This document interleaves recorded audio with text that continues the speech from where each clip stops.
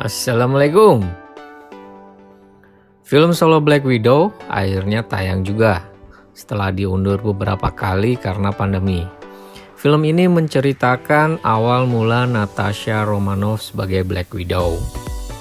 Rating film ini pada tanggal 10 Juli 2021 untuk versi IMDb adalah 7,2. Sedangkan versi Rotten Tomatoes 93%. Bagaimana kisah Natasha Romanoff secara keseluruhan? Simak video ini sampai selesai ya, dan jangan lupa subscribe dulu.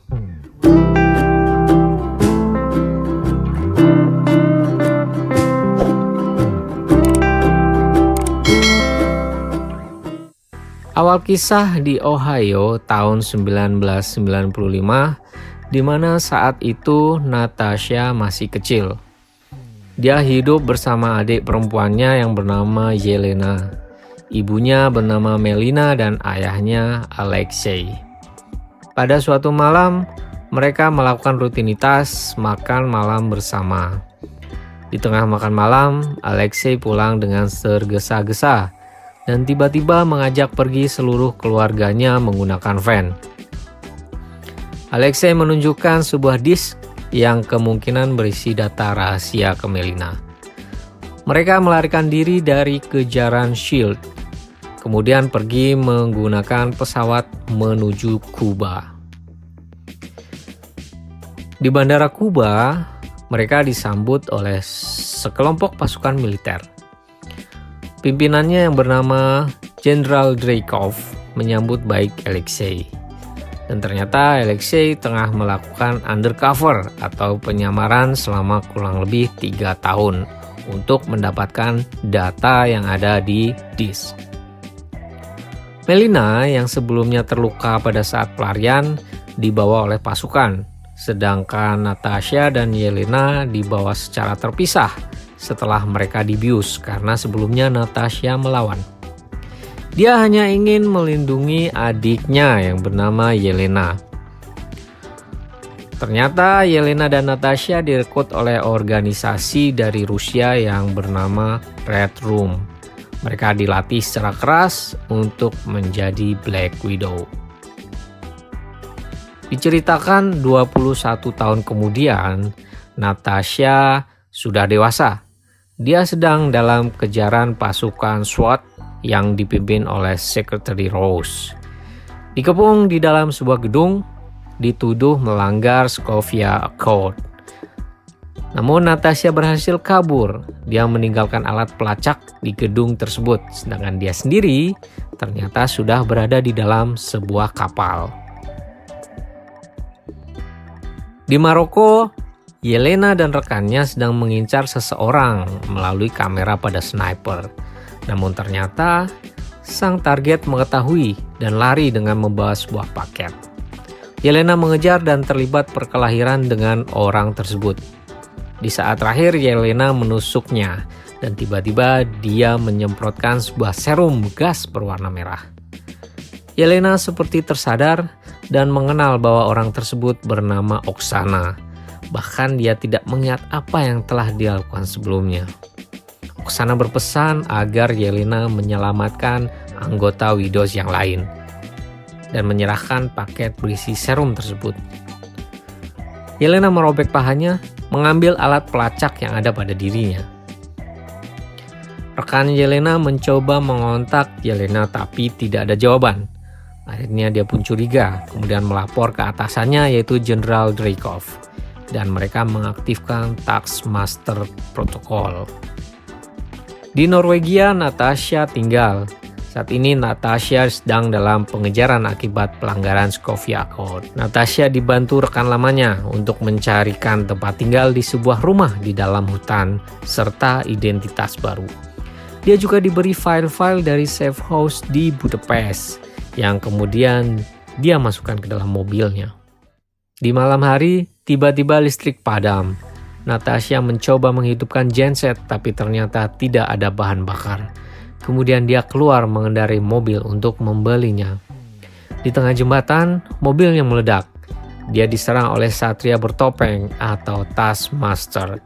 Ternyata dia mengincar kotak yang berisi serum yang ada pada kumpulan berkas file dari Budapest, bukan mengincar Natasha. Namun, Natasha justru menjadi penasaran. Akhirnya dia berhasil mengambil isi dari kotak serum tersebut dan kabur.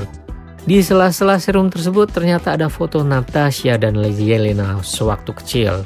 Dan dia tahu bahwa paket itu dikirim oleh Yelena.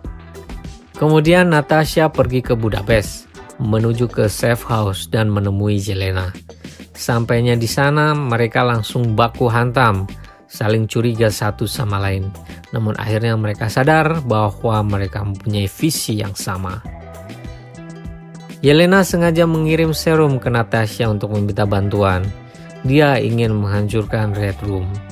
Natasha terkejut karena sepengetahuan dia, Red Room sudah musnah. Dreykov, pimpinan Red Room, telah dia bunuh beberapa tahun lalu. Namun ternyata semua itu salah. Kemudian secara tiba-tiba mereka diserang oleh sekelompok pasukan Black Widows. Di akhir pertarungan, ada seorang pasukan yang terluka cukup parah. Natasha ingin menolongnya, tapi akhirnya dia melakukan tindakan bunuh diri. Dan akhirnya Natasha percaya bahwa Red Room masih ada. Aksi kejar-kejaran berlanjut di jalanan. Mereka dikejar oleh Taskmaster. Namun akhirnya mereka lolos. Ternyata pada saat Natasha mencoba membunuh Dreykov, anak perempuan Dreykov ikut terbunuh.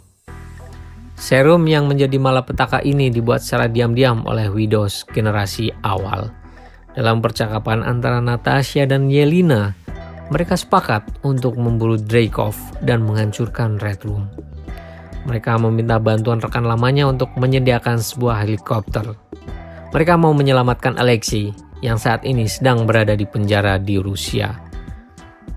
Usaha menyelamatkan Alexei tidaklah mudah, namun akhirnya mereka berhasil.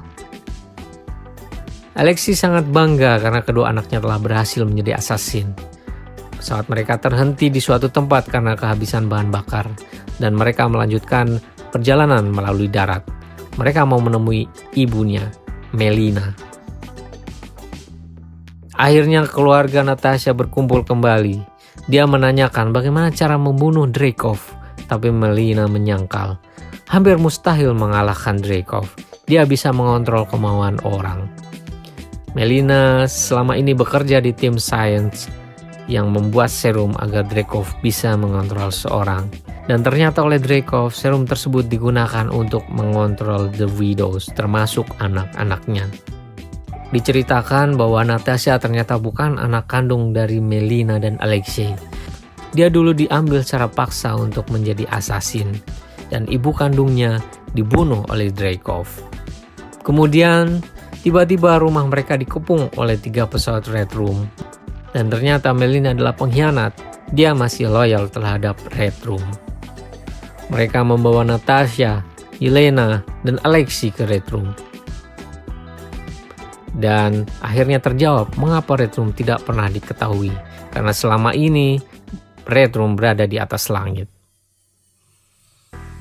Dreykov meminta Melina mengoperasi Yelena untuk mengetahui efek dari serum yang membuat dia tersadar. Tapi ternyata semua ini adalah rencana Natasha dan Melina. Natasha dan Melina saling bertukar wajah untuk mengelabui Dreykov. Dan ternyata Taskmaster adalah Antonia, anak perempuan Dreykov yang hampir mati terbunuh oleh Natasha karena bom.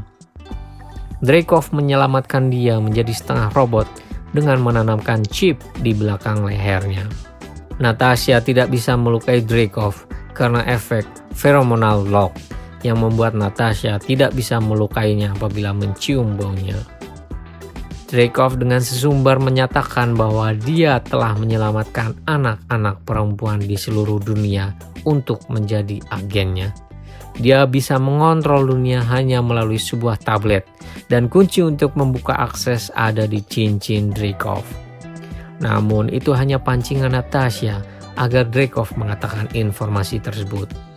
Pheromonal lock akan hilang jika memutus saraf penciuman. Natasha melukai sarafnya sendiri agar pheromonal lock tidak berfungsi.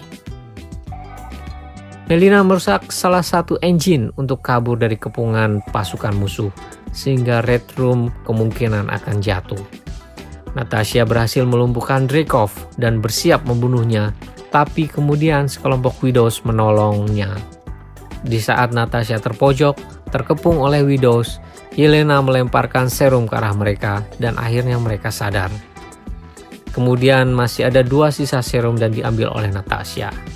Natasha dengan keahliannya telah mendapatkan cincin Dreykov dan membuka program akses ke database Widows dan mengcopy seluruh datanya. Yelena menghancurkan baling-baling pesawat yang ditumpangi Dreykov sehingga pesawatnya meledak. Yelena terjatuh dan diselamatkan oleh Natasha. Natasha dikejar oleh Antonia dan sesampainya di darat mereka terlibat baku hantam. Natasha membuka helm dan memberikan dia serum sehingga Antonia tersadar. Tersisa 1 serum dan diberikan ke Yelena untuk dibuat kopinya oleh Melina. Pasukan Widows yang sudah sadar datang menghampiri. Kemudian Melina, Alexei, Antonia, Yelena, dan pasukan Widows pergi menggunakan pesawat. Sementara itu Natasha tetap tinggal. Diceritakan 2 minggu setelahnya, Natasha menemui rekan lamanya dan dia diberi sebuah pesawat jet. Di scene end credit, Yelena mengunjungi makam Natasha Romanov dan tiba-tiba Valentina datang. Valentina adalah orang yang merekrut US agent yang diperkenalkan di serial Falcon and Winter Soldier. Valentina mengatakan bahwa target Yelena selanjutnya adalah orang yang bertanggung jawab atas kematian Natasha, yaitu Clint Barton. Itulah cerita film Black Widow. Semoga terhibur. Jangan lupa subscribe channel ini ya agar terus berkembang. Sampai jumpa di video selanjutnya. Assalamualaikum.